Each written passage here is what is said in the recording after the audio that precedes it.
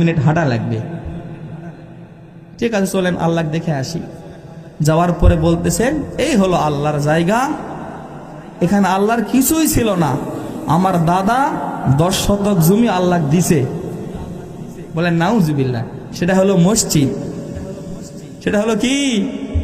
আল্লাহর কিছুই নাই, 10 শতক জায়গা আমার দাদা আল্লাহ দিছে, দেখে আল্লাহর ঘর মসজিদ হয়েছে। কথা বুঝছেন?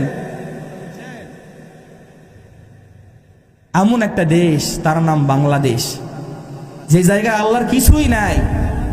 মানুষ যেখানে মনে করেন সবচাইতে বড় আমি, সবচাইতে বড় আমি, সবচাইতে বড় আমি। আছে না নাই? মানুষ যদি সবচাইতে বড় হয়, ঢাকা শহরে ভূমিকম্প হলো, মানুষ এমনও মানুষ আছে, ভূমিকম্প হয়েছে, মানুষ কি করবে? তাড়াহুড়াকে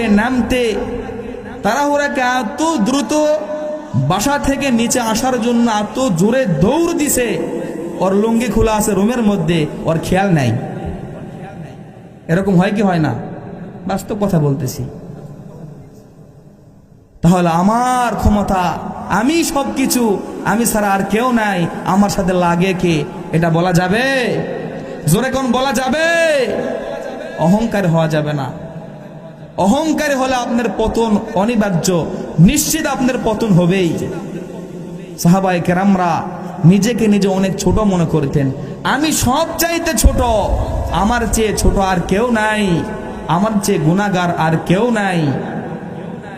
আজকে আমরা এত গুনাহ করি, তারপরও মনে করি আমি সবচেয়ে আমলদার ব্যক্তি, আমি হজ করেছি। কিয়ামতের ময়দানে জুব্বা পরে 40 বার হজ করেছেন, মাথায় টুপি, 5 ওয়াক্ত নামাজ পড়ে, এমন লোকও জাহান্নামে যাবে। কথা বলুন ঠিক কি না? আল্লাহ মানুষের কিছুই দেখে না, আল্লাহ দেখে মানুষের মনের তাকওয়া। কি দেখেন? তাকওয়া। তার অন্তরে কার ভয় আছে? আল্লাহর ভয় আছে কিনা, এই ভয় দেখে। যুবক মনে মনে চিন্তা করেন,